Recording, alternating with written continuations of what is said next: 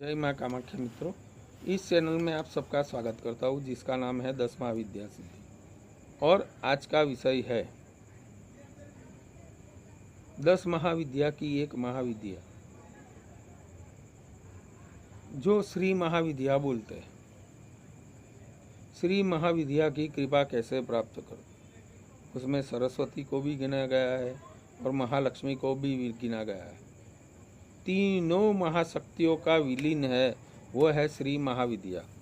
वो श्री यंत्र की पूजा भी करते हैं। इस वीडियो का मोटिव ऐसा है कि ये जो मंत्र बोलने जा रहा हूँ, इस मंत्र से जब राजा जयपुर के जो राजा थे भारमल जी, उन्होंने श्री विद्यार्णव, विद्याधर शर्मा नाम का एक पंडित था जो श्री विद्यार्णव तंत्र की रचना की थी। उस समय विद्यासागर जी ने जो मंत्र बोला था श्री महाविद्या का, वो आज इस मंत्र का आपको पुनः मेरा प्रयास ऐसा है कि आपको वो श्री महाविद्या की प्राप्ति कैसे हो। तो आपको कुछ करना नहीं है, ये वीडियो पूरा ध्यान से सुनना है, कैसे उसका प्रयोजन है और किस तरीके से आपकी मनोकामना। ध्यान से सुनिएगा कि ये कार्य कैसे होता है। लेकिन सबसे पहले मैं बोलता हूँ कि आपको ये पूरा वीडियो ध्यान से देखना पड़ेगा और ध्यान से सुनना पड़ेगा कि ये कार्यान्वित कार्य कैसे होते हैं, आपको श्री महाविद्या की कैसे प्राप्त होती है।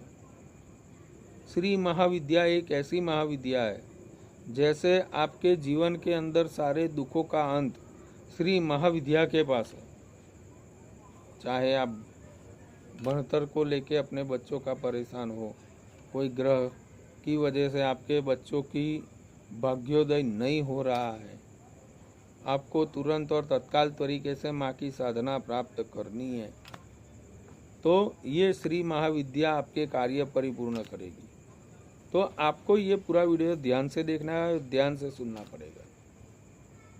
आपने जब तक मेरा चैनल सब्सक्राइब नहीं किया है तो एक लाइक और सब्सक्राइब कर दीजिएगा और ये वीडियो दूसरों को भी शेयर कीजिएगा, जिससे दूसरों का भी भला हो और माँ की कृपा आपके ऊपर प्राप्त हो श्री महाविद्या की। तो पूरा वीडियो ध्यान से सुनिएगा। दसम महाविद्या की जो एक महाविद्या है उसका नाम है श्री महाविद्या। वो तुरंत और तत्काल तरीके से आपकी मनोकामना पूर्ण करने वाली। लेकिन ये मंत्र आपको करने के लिए आस्था और विश्वास करना है, ना इसको जागरूक करना है, ना इसको आपको कुल्लू का करनी है, सेतु नहीं करना है, ना महासेतु करना है। माँ का जो ये मंत्र बताने वाला हूँ वो बीज मंत्र है और ये श्री विद्यार्णव तंत्र के अंदर बताया गया, जो आदि गुरु शंकराचार्य ने भी उसका अनुष्ठान किया था। वो मंत्र आज मैं आपके सामने बताऊँ। 4 मठ के जो शंकराचार्य है वो भी इस मंत्र के जाप करते हैं। इस मंत्र के माध्यम से आदि गुरु शंकराचार्य ने एक ब्राह्मण के घर के अंदर लक्ष्मी की वर्षा की थी। उसके बाद कनकधारा स्तोत्र की रचना हुई और माँ का जो महत्व है आदि गुरु शंकराचार्य को, शंकराचार्य ने लिखना शुरू किया, तभी से माँ की कृपा शंकराचार्य जी पे पड़ने लगी। वो तुरंत और तत्काल तरीके से आपकी मनोकामना पूर्ण करने वाला। तो ध्यान से सुनिएगा कि ये प्रयोग कैसे और किस तरीके से होता है। आपको श्री महाविद्या की अनुकंपा कैसे प्राप्त होती है, वो सब आज इस वीडियो के माध्यम से बोलने वाला हूँ। आपके पास सदैव लक्ष्मी और सरस्वती साथ में रहेगी ये मंत्र से, और काली भी आपके साथ रहेगी। ये तीनों मिक्स होने के बाद आपके कार्य कैसे परिपूर्ण होते हैं, आप कमेंट में बताइएगा। ये श्री महाविद्या का प्रयोग है, अखंड प्रयोग है।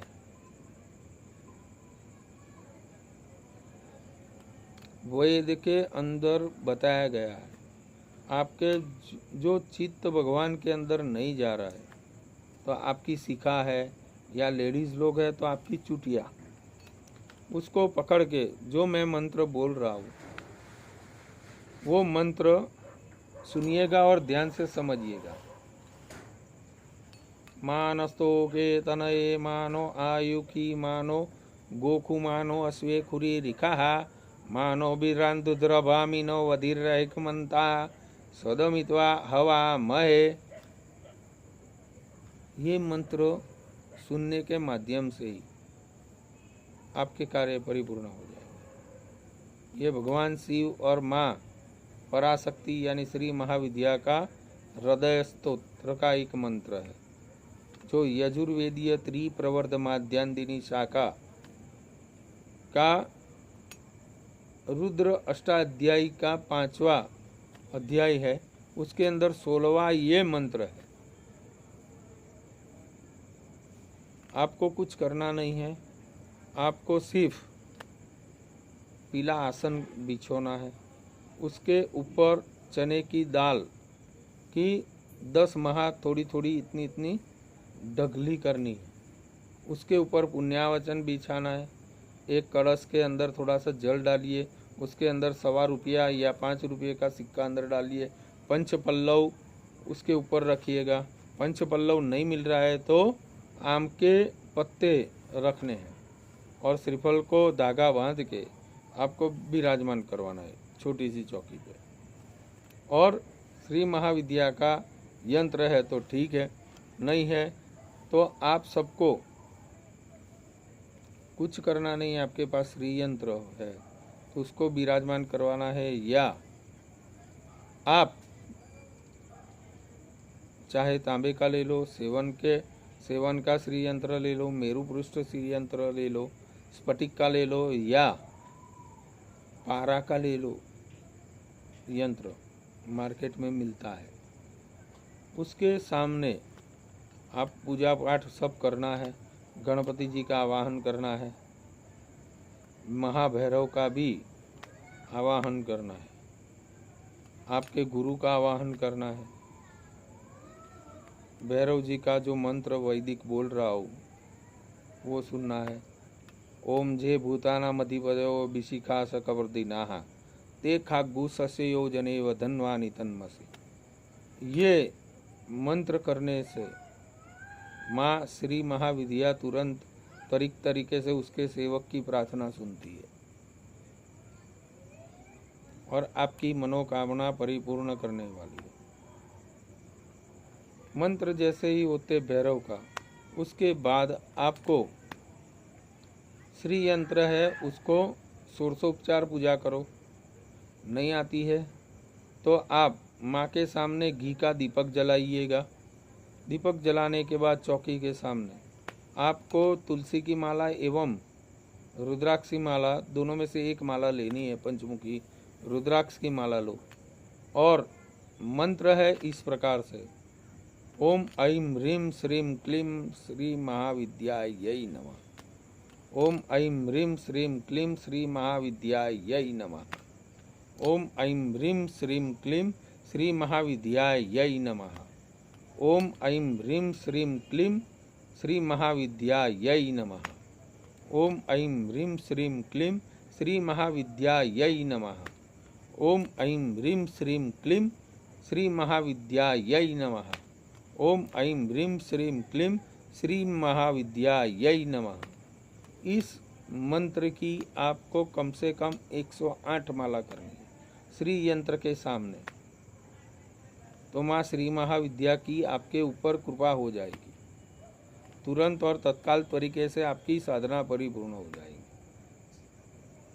माँ को जागरूक करने की जरूरत ही नहीं है और आपकी मनोकामना माँ श्री महाविद्या ललिता त्रिपुर सुंदरी आपकी मनोकामना परिपूर्ण करने वाली।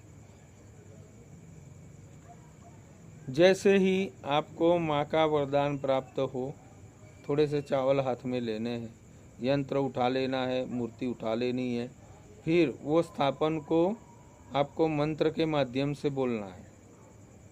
एक मंत्र है, यान्तु देव गणाध्यक्षो स्वस्थाने गमनाय च यजमान शुभकर्मे पुनरागमनाय च। ये मंत्र ऐसा है कि जब मैं पूजा करने के लिए बुलाऊंगा आपको तब पधारना है। इसके अंदर प्राण प्रतिष्ठित हो गए हैं तो आप अपने जगह पे जाके दूसरों का भी दुख हरण कीजिएगा। ये मंत्र का विधान मैंने आज आप सबके सामने बोला।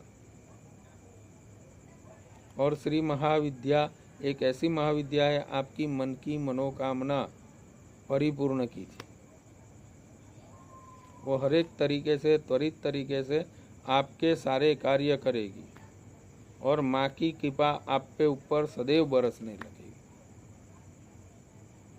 और माँ स्वयं आपके कार्य कर रही है तो आपको दूसरों को पकड़ने की ज़रूरत ही नहीं है, आप खुद करो। आजकल ज़माने में फास्ट फॉरवर्ड लोग बहुत है। अभी कार्य किया, अभी 1 माला की, 108 माला कर दी, फिर माँ को भूल गए। ऐसा नहीं होना चाहिए।